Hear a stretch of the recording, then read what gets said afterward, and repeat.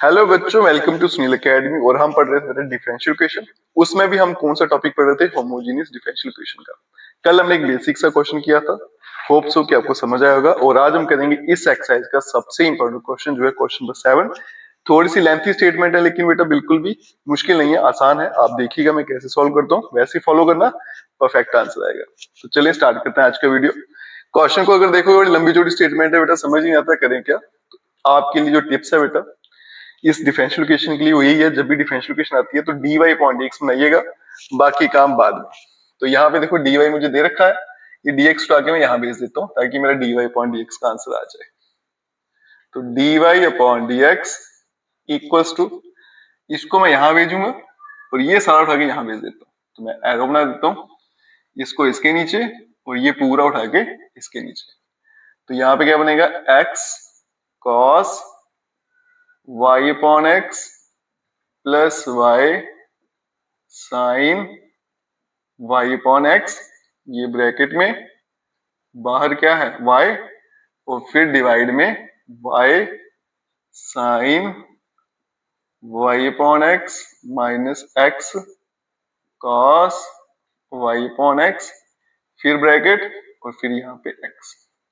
ठीक है बच्चों, बड़ा आसान सा स्टेप है, dy अपॉन dx बनाया। ठीक है, और पूरे के पूरे पैरामीटर्स उतारिए। बच्चे क्या करते हैं, या तो y भूल जाते हैं, कभी x भूल जाते हैं। बिल्कुल ध्यान से जो क्वेश्चन है कंप्लीट उतारना है। उसके बाद में स्टेप्स शुरू मारे, let y equals to vx, और यहां से v का आंसर y अपॉन x। फिर डिफरेंशिएट करते हैं विद रिस्पेक्ट टू x, तो y का dy अपॉन dx, यहाँ पे u2 लगेगी, first derivative of second, x का 1 हो जाएगा, फिर सेकंड डेरिवेटिव ऑफ फर्स्ट। अब ये वैल्यू उठा के यहाँ पे डालेंगे, इसको मैं इक्वेशन नंबर 1 लिख लेता हूँ। सिर्फ वैल्यू उठाएंगे, dy अपॉन dx के बदले में यहाँ पे ये लिखना है, और जहां जहां y दिखेगा वहां पे vx लिख दिया। तो ये dy अपॉन dx था, उसके बदले में क्या आएगा, v plus x dv upon dx equals to, अब स्टार्ट करते हैं क्वेश्चन।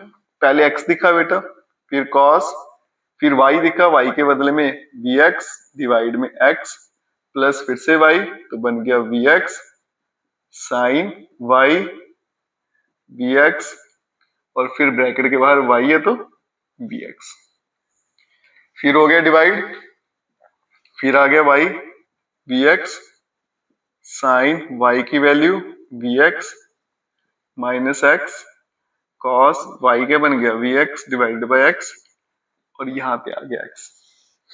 ठीक है, कुछ नहीं किया, dy अपॉन dx की वैल्यू डाली, और फिर जहां जहां y था वहां पे vx लिख देंगे। ठीक, एक स्टेप और ठीक हो गया, क्योंकि स्टेप्स के आपको मार्क्स मिलते हैं। अगर यहाँ तक ठीक है तो यहाँ तक भी आपको मार्क्स मिल जाएंगे। अब चलते हैं नेक्स्ट स्टेप पे। नेक्स्ट स्टेप क्या रहेगा, देखो बेटा यहाँ पे x और x सीधा कैंसिल हो रहा है, इसको तो मैं काट देता हूँ। जहां जहां x कट रहे हैं वहां पे काटते जाते हैं।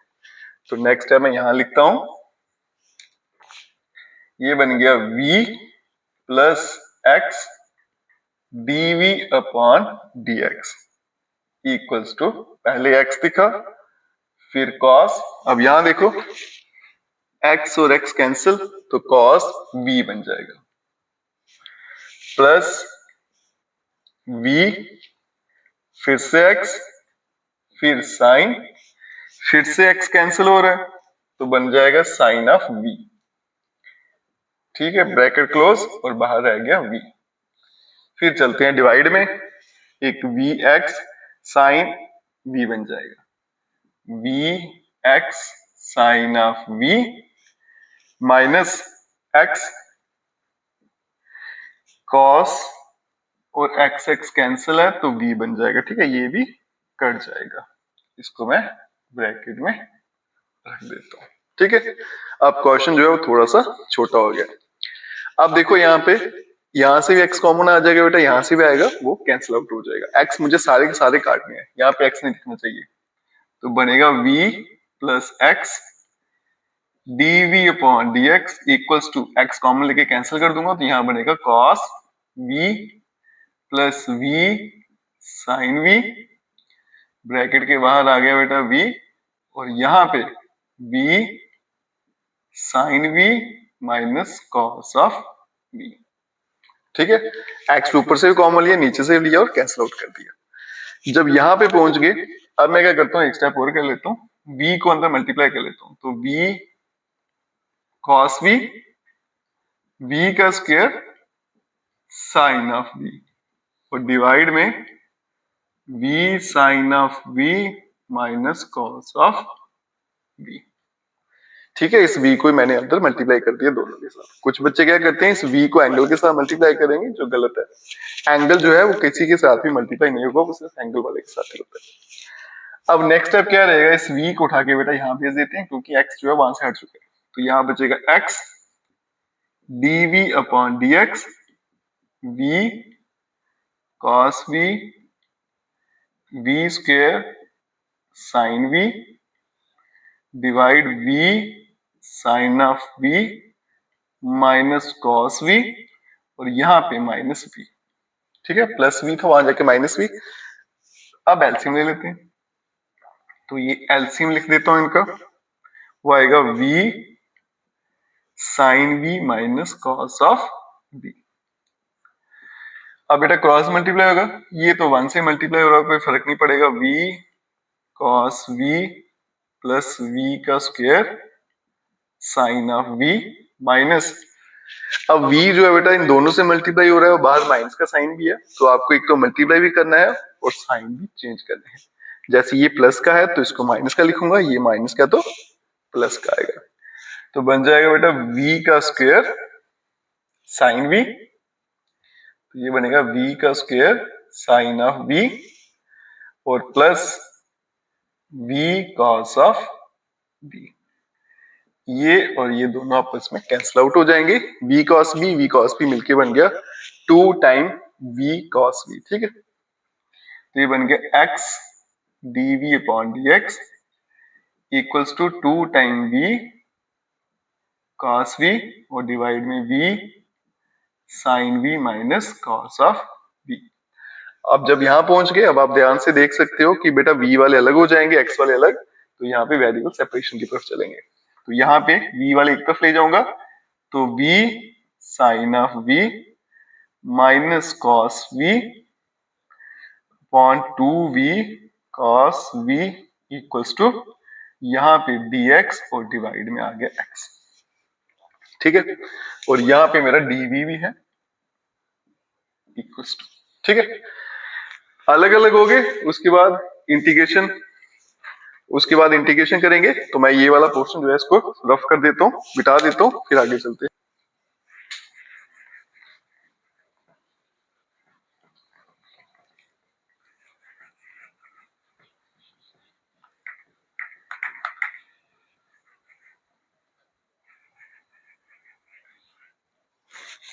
चलिए बेटा नेक्स्ट स्टेप में चलते हैं।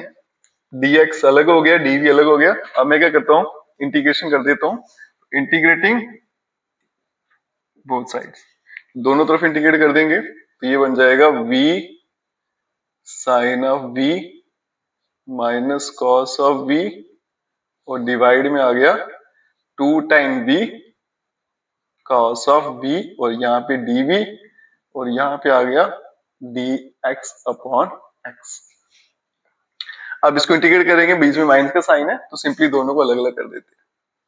ये बनेगा बेटा v sine of v divide में 2v cos v, यहाँ पे dv माइनस फिर आएगा cos of v divide by 2v cos v, यहाँ पे भी dv और यहाँ पे आ गया आपका log of x plus c आ गया कांस्टेंट का। v और v कैंसिल आउट हो जाएगा, 2 बाहर चला जाएगा, तो बन गया 1/2, साइन पॉन कॉस बन गया tan ऑफ v साथ में dv। यहाँ भी 1/2 बाहर ले लेते हैं, cos cos कट गया, तो 1/v dv और यहाँ पे भी log x plus log of c। 1/2 tan की इंटीग्रेशन बेटा log ऑफ sec x होती है, तो sec v बन जाएगा माइनस 1/2 log ऑफ v आ गया equals to log of x plus log of c। ठीक है, मैंने log c इसलिए लिया क्योंकि log c भी कांस्टेंट ही है बेटा, जब सभी जगह log चल रहा हो तो आप c के बदले में log c लिख सकते हो। अब देखिए 1/2 में ले लेता हूँ कॉमन, तो यहाँ पे बनेगा log of secant of v minus log of v, और यहाँ पे log x plus log of c। 1/2 log की प्रॉपर्टी लगाएंगे, log m minus log n, तो बेटा डिवाइड में चला जाएगा, बनेगा secant of v divided by v, और यहाँ पे भी प्रॉपर्टी लगाएंगे log of x into c।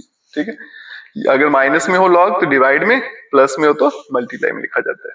2 भी उठा के मैं यहाँ भेज देता हूँ, तो log of secant of v upon v 2 time log x c। ठीक है, अब ये देखो, अब 2 जो है यहाँ पे है, इसको मैं क्या करता हूँ होल स्केल ले लेता हूँ, तो बनेगा log of secant of v upon v equals to log of x c का होल स्केल। क्योंकि log की प्रॉपर्टी लगाई, कौन सी लगाई मैंने, log m की power n n log m। ठीक है, अब क्या करते हैं, यहाँ पे वैल्यू डाल देता हूँ बेटा b के बदले में, इसको भी मिटा देते हैं और यहाँ पे वैल्यू डालेंगे और आगे सॉल्व करते हैं।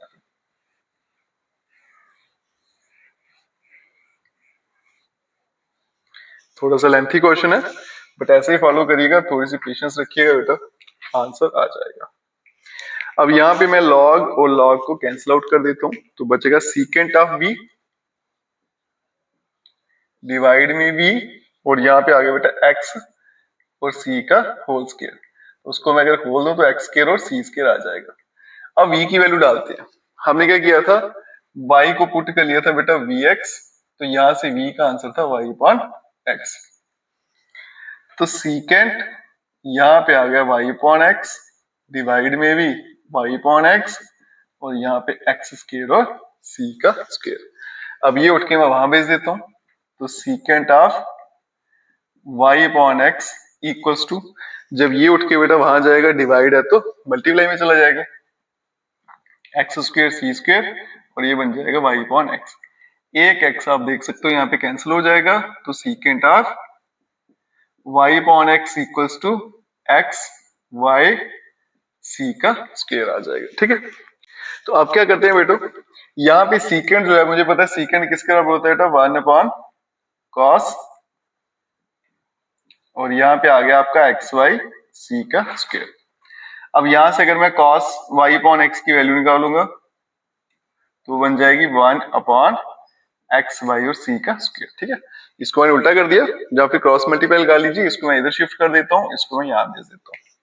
इसको बेटा मैं ऐसा लिख सकता हूँ 1 अपॉन एक्स वाई और मल्टीप्लाई 1 अपॉन सी का स्क्वायर। एक्स वाई उठा के यहाँ भेज देता हूँ, क्रॉस मल्टीप्लाई, तो बनेगा x y cos of y upon x, और ये बन जाएगा 1 अपॉन सी स्क्वायर, इसको मैं लिख लेता हूँ k, क्योंकि ये भी कांस्टेंट है, इसके बदले में नया कांस्टेंट लिख दिया k, और यही इस क्वेश्चन का या फिर डिफरेंशियल इक्वेशन का सॉल्यूशन है। इंपॉर्टेंट क्वेश्चन है, एग्जाम में पूछा जा सकता है। जैसे बेटा मैंने किया वैसे ही फॉलो करना, आराम से आपका सोल्यूशन आ जाएगा, एक गैदर नहीं होगा। वीडियो अच्छी लगी खूब सा शेयर करिएगा, और चैनल को लाइक सब्सक्राइब शेयर कमेंट जरूर करें। Best of luck.